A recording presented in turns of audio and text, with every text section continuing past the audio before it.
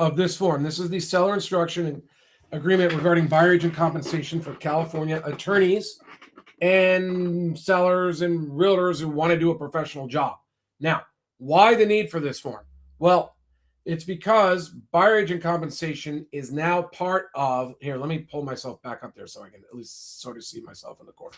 Buyer agent compensation is now a third-party contract. It's discussed between buyer and the buyer's agent, and the real estate association is forcing the buyers to agree to pay their buyer agent amount before they even see your property. So when you hire a listing agent, they're going to put it up on the MLS. If you're going to allow buyers to come see your home with agents, that agent has had the buyer agree to pay them probably 2.5 or 3% before they even walk in the door. That's our MLS rule. So because that compensation is now part of a third-party contract, it's not the listing agent's compensation anymore. It opens up a whole host of problems for the listing agent. But during the class action suits, we also learned there's a whole host of problems just by offering buyer agent compensation at all. This form is the exact form I was using. Now, I would change some of it, and I'll explain where I change it. If I'm a broker and attorney, if I'm an attorney using this form, I'm going to take out one section of it, I think, but I'm bringing it there just for the ultimate risk mitigation. I also think it's an awesome, like if you're trying to have a forms-driven process that is efficient, you're an attorney, you do divorce, probate, you have friends, you advise, you're a real estate attorney. People are probably always talking to you about selling your home. You can now use this form to bring up the issues of working with listing agents. Say, I can refer you to a listing agent, but first you need to understand the problem with listing agents and why I think an attorney should be involved, whether it's you and you want to go through the training, or you can already do this on your own, or you refer it to someone, an attorney, someone like me who's an attorney and a broker. I could co-broke anywhere in California. So you would hire us to work with your client together, and then we'd refer it to a local listing agent, make sure that agent was the right person for the job and could do it properly. That's all a possibility. But this is just for the start. This is what every attorney, you cannot, in my opinion, every time a realtor has allowed a seller to pay buyer agent compensation without mitigating the risks, and really since these class action suits, since these forms, they've breached their fiduciary duty. They've probably practiced law without a license. We'll get into that in other videos, but it's a major problem because it's not their money anymore. So we're going to deal with some of those issues right here in the listing form, and it will be a way to bring these things up with your seller. So like you'd say, look, if I were going to work with a listing agent as a buyer, I would, here, let me, how did it disappear? But from my screen, let me go find it again. Here it is. Let me make it bigger. I'm going to move it over here so I can read it, and then we'll go over. Okay. Oh, no, that's the other one. That's the weaker one. This is the short one. I provided two. This is just one you could quickly provide. So I have this in my free membership area that you could get at listingattorney.com, but I want to get the bigger instruction. This is, that's not it either. There it is. Okay. So this is the one that we're going over today. Now, no, it's not the one we're going over today. That is a problem. That's the one I want over there.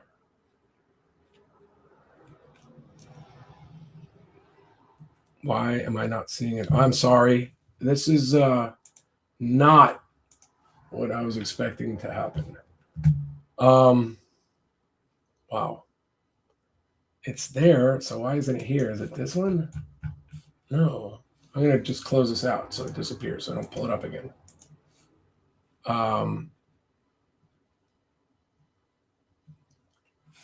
Oh, there it is. That was the place. Okay, so here we go.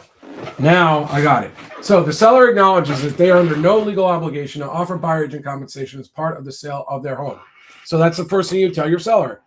It is quite possible, in theory anyway, to sell a home without paying buyer agent compensation. If you're going to work with a listing agent, they're going to put it up on the MLS. Now, that's going to get you a lot of the benefits you saw in the old days because it's going to go out all over the internet and people are going to see your price.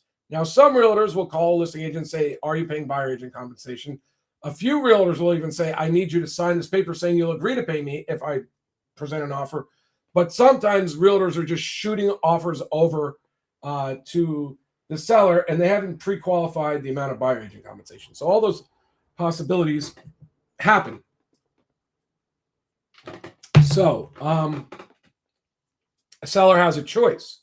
They could say, yeah, we're open to buyer agent. Well, not here. Let me just go over the scenarios.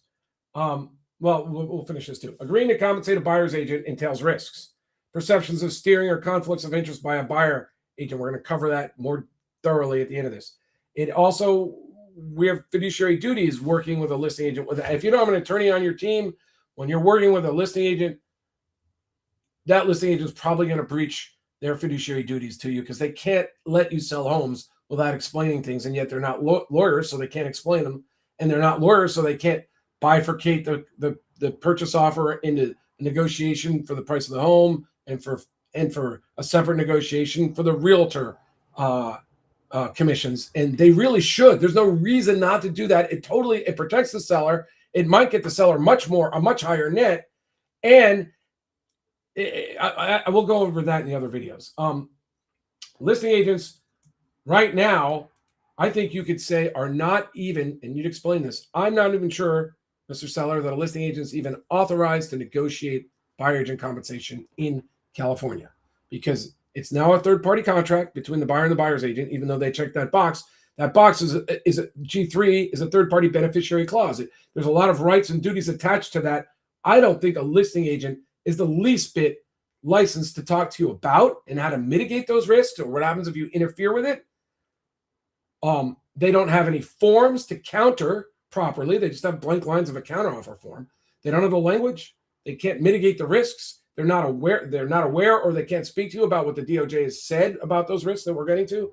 And finally, like, even if you were to hire a listing attorney and a broker who could represent you properly, I'd still require in writing to be authorized to call that agent up. I mean, you'd make it part of an authorization in the beginning of the file if the seller was so willing, but I'd want to be authorized in writing to negotiate buyer agent compensation on the phone. I wouldn't just expect that that's my ability because an offer came in with a third-party beneficiary clause, right? I mean, what am I authorized to negotiate? Normally, you'd expect in the listing agreement to say, I authorize you to represent me with respect to the negotiations for the price of my home. That's not really even in the listing agreement. That's sort of what the legislature had set up in California. It's like a special agent, and you will presume the special agent could do some things related to that contract to accomplish their goals. But very craftily, I think, the Car Association forms have always, well, not always, since I've been reviewing them, sort of sidestep this issue. But what is a listing agent authorized to do? Are they authorized to call up the buyer or the buyer's agent and ask them if they'll negotiate their compensation levels differently? I mean, if they're asking for 3% in your form, you say, what happens if we're doing 2%?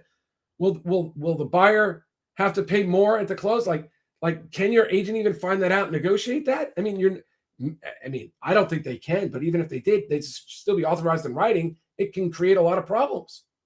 They're not authorized in writing. So the seller should know that. And, this is separate from a listing agreement or a purchase agreement.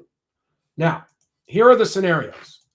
And let me tell you the 4 points of these scenarios is there's zero buyer agent compensation. It should be obvious. And for many people working with realtors, it's probably the right scenario in some markets. I mean, if there's interest in your property, there's a lot of buyers, and we can determine what approximately the fair market value of the home is, and offers are coming in, and you're willing to give someone a $5,000 or $10,000 under fair market value deal, one of those buyers will get their agent out of there. I mean, it really, the buyer's agent really does have a duty to not stand in the way of their buyer. So if you agree to the buyer's price, let's say if there's a second or third round of negotiations, you're like, okay, I'll accept that, but I have to negotiate the buyer agent compensation down from $30,000 on $1 million home for 3% down to $5,000. But you've properly separated that out into two separate negotiations. You can now accept the buyer's deal, and you could counter that buyer agent compensation from $30,000 down to $5,000. what's a buyer agent's going to do? They have a fiduciary duty to not put their own interest ahead of the buyer. So they could walk away, or they could continue to work for $5,000, or they could counter on that term, but you still have a contract now for the purchase of the sale of your property. Like, to me, that's the way to sell homes, not the way realtors are doing it, keeping everything together on one contract. We'll get into more in that in our other videos on how to properly negotiate a request for buyer agent compensation. This is just the beginning of the file. This is, if we can have a forms-driven process, this is the things you could talk to your seller about. Like, we could really help you sell your home for more, get a higher net, and probably a higher price for your home, because when the buyer agent sees you've negotiated it out, they're going to be like, oh, I better get this thing closed sooner. And, maybe this really is the right home for my client. Maybe I'll even get them to pay more. We'll just close this out and I'll get my compensation. I mean, that's the problem with what happens when they're requesting you to pay their buyer's agent, isn't it? You can now influence that agent. That's what this is all about. These lawsuits were all about. So if you're going to do that, you should be getting them to waive their rights to sue you, right? So this is what you'd be explaining to your seller. You say, now another scenario, and this is what a lot of realtors are choosing, is they just passively allow buyer agent compensation requests to come in. They're like, well, make an offer and you can request buyer agent compensation.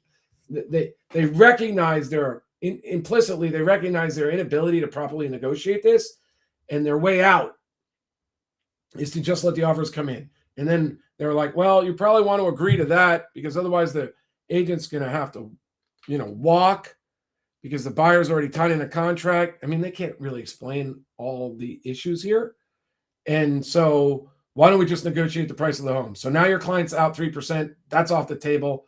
They haven't negotiated it.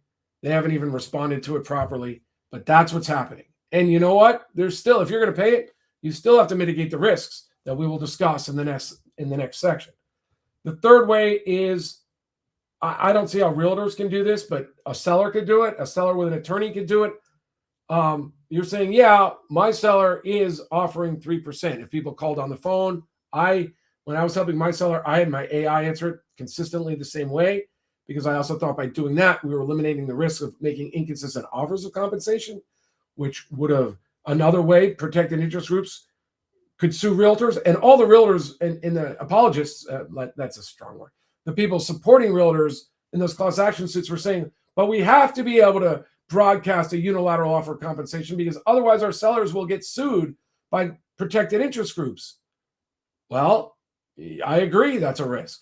So we can mitigate it with it by doing it properly. Things that a realtor can't do, an attorney can do. An attorney realtor can do if they're working together as a team, or someone who's both. But we could make unilateral offers. We could mitigate the risks. And when we're having competition and multiple offers are coming in, we can still negotiate buyer agent compensation down. I know, because I did in a recent sale. Now, this form has the idea that one of the best ways, thorough ways to mitigate risk, is to make the buyer and the buyer's agent hire an attorney. And I suggested that maybe you even put $1,000 on a HUD, but you still have to get, like, just hiring an attorney isn't going to work. I'd still need the attorney to sign off on our mitigation measures. And so all but the most highly risk-averse sellers, that might not be the best plan. But every seller should know one of the ways to mitigate the risks would be to make the buyer get an attorney. Maybe the seller would want to pay $1,000 on the HUD to prove, and then have the attorney say, yes, I educated the seller on the risks of steering, of compromising the fiduciary duty of the buyer's agent, that the money to come from the buyer's agent would come from the buyer's funds, as some of the class action suits were based upon that issue. I didn't know that I was paying my own buyer's agent. And they jacked up the prices on me. So there's commission fixing, steering, compromising the fiduciary duty, and risks of discrimination against protected minority groups that need to be protected against. And here's the fourth scenario. So rather than just having your AI say it consistently or saying it on the phone consistently, you could broadcast it. Now, this is why, one of the reasons, homes sold for so much money in the past, and we got so many showings and so many offers, Realtors cannot or are not doing anymore. Many brokerages I'm reading won't allow their realtors to be involved in offering or writing or talking about buyer agent compensation, rightly so, because they're afraid they'll get sued again. But a seller can still do it. An attorney can still do it, especially if they can mitigate the risks. It's not, I have the car lawyer, now the NAR lawyer on videotape saying it can still be broadcast. You could still, and anywhere but the MLS, you could put it on yard signs. You can market to buyers who do work and agents who do work in the area. You could do it on open houses. You can do it on yard signs, and you should, especially, you go to a broker caravan and you say, we'll pay an extra percent for offers. If we get offers in the next 2 weeks, you'll get a lot of agents coming through your property. If they like the property for one of the buyers, they'll bring the buyers through. You get more showings. You're in California, you get more offers. And in the past, somewhere between 5 and 10 showings usually results in an offer, unless you're significantly overpriced. So you really want showings. You'd like to combine them all together on Saturday. I have another program where we do the marketing, we broadcast the buyer agent compensation, then you can bring the realtor in, but you don't allow showings until you compress them all together on that first Saturday. And you bring in multiple offers. You can, if you do it right, and then you have them compete against each other, and you're likely to get higher prices and a higher net, maybe lower buyer agent compensation too, depending. But it's also very DOJ compliant because you can do it in a way that would be very transparent for buyer agent compensation costs. So that's good for the seller and the buyer's agents if you share the information with them. So here's the authorization to discuss buyer agent compensation. You'd want to include that if you're an attorney and you're an attorney broker particularly. I don't know that I worry about that $1,000 anymore for most sellers. I bring it up with them, but I think it's too much. There's too much involved. I mean, I just don't think too many attorneys are going to sign off on the waivers and the mitigation measure you want to produce. And it could blow up a deal. So I wouldn't think it's in most sellers' interest to do it if they have an offer they like. But there are other almost as strong measures I highly recommend for attorneys in my training. Disclosure risks. Disclosure of risks, the fiduciary conflicts. There's at least 2 that I can think of in the file. One of them, the DOJ brought up and said buyers would be happy to know their buyer agents are not incentivized to have them pay more. And there's ways to mitigate that easily. The other one where you're actually paying the agent and it's got to be done with buyer education and them signing off on it. Because paying a third party to represent the buyer is a built-in fiduciary conflict right there. I think it has to be mitigated on every file through buyer education and them waiving the rights. Can you believe that probably 200,000 times in the past year, non-attorney listing agents allow their sellers to offer and pay buyer agent compensation, and they probably didn't have them. They didn't make them aware of these risks, these lawsuit risks. And they probably didn't have them waive these risks, which could, in most cases, significant mitigation could be done very easily, especially if you agreed to pay full buyer agent compensation. How many deals are you going to blow up by asking, after you agree to pay the buyer agent compensation, by asking them to waive their rights, to acknowledge what they've asked for, to say you're doing out of convenience, and then say, so you're waiving your right to lawsuits, you're waiving your right, and you're acknowledging the money to pay your buyer's agent could be said to be coming from your the money you're bringing to the escrow. Would that be that hard? No, not once you've explained the seller's options and you help them pick the best ones. Steering concerns built into these forms. What happens? What is an agent going to tell a seller if they try to offer less or zero buyer agent compensation after they get a request for 2.5% or 3%? They're probably going to practice law without a license and counsel sellers. They're probably going to breach their fiduciary duty. But they're probably going to say, one of the risks is the buyer, if they had more money, they might be trying to buy more expensive houses. So they don't have the 3% to pay their buyer's agent. So if you counter that down, there's a risk that they're going to have to walk. That's steering. You're bringing them 2 houses or making offers on houses or buying houses where you're paying buyer agent compensation, or they're walking away if you don't agree to pay it. Um, I can't imagine not getting the buyer to waive rights to sue when they were the ones requesting the buyer agent compensation. The reputation risk, when I was talking to AI about it, they thought it was important. I didn't really see it, but I put it in there. You can take this out, but the idea that buyers and lawyers would bring up the fact that the prices of homes are adjusted up so they can pay the buyer's agent. That was one of the theories of these class action suits.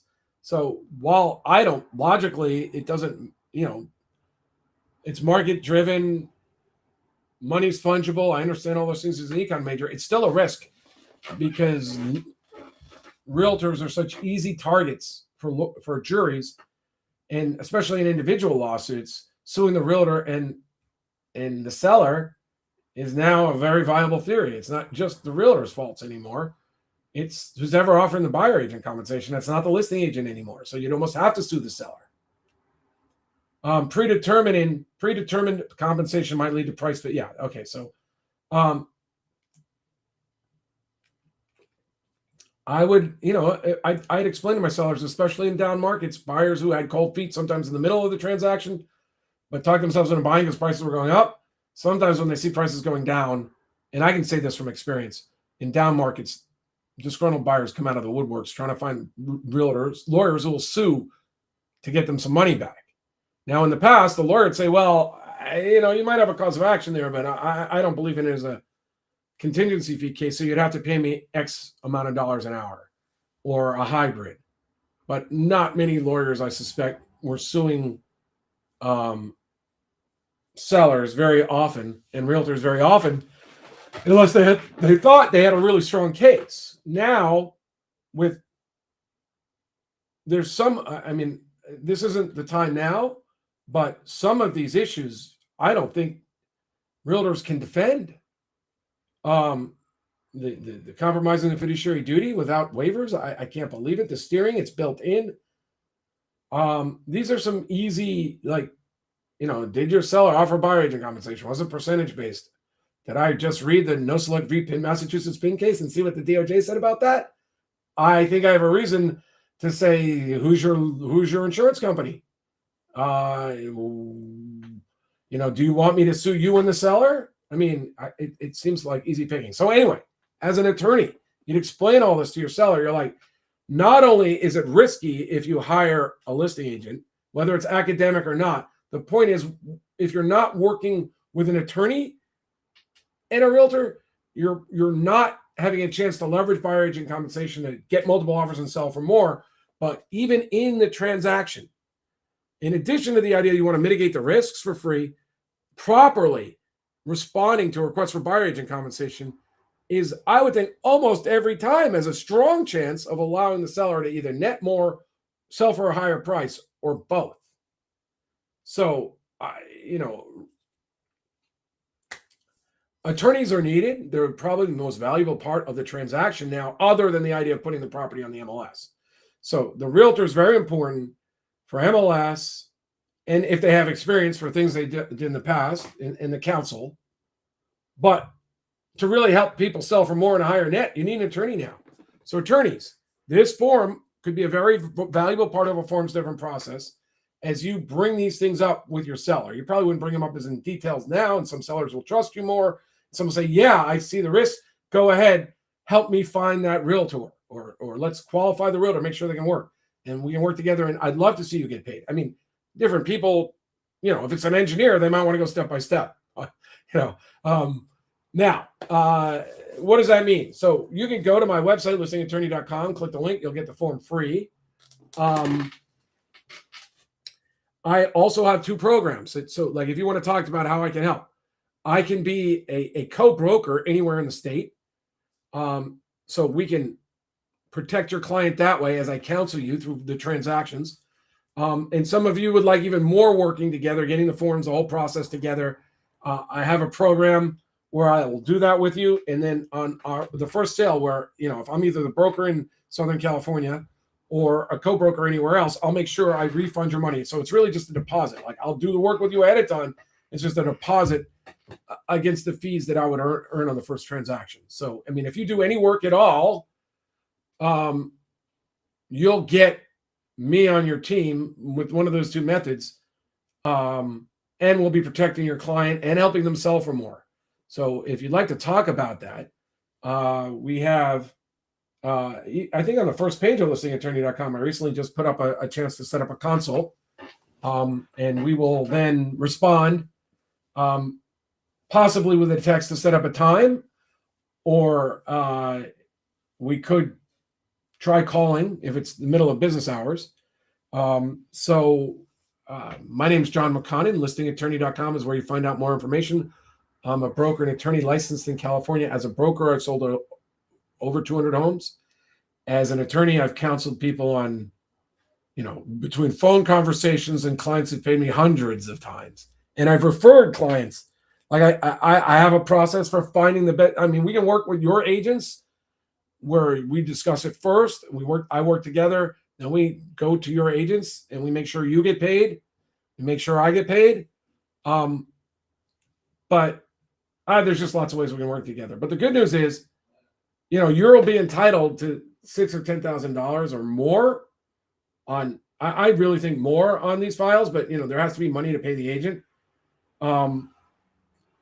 There's also ways without you becoming an attorney that we could set up a structure where you would legally, not kickbacks, not non-compliance, legally,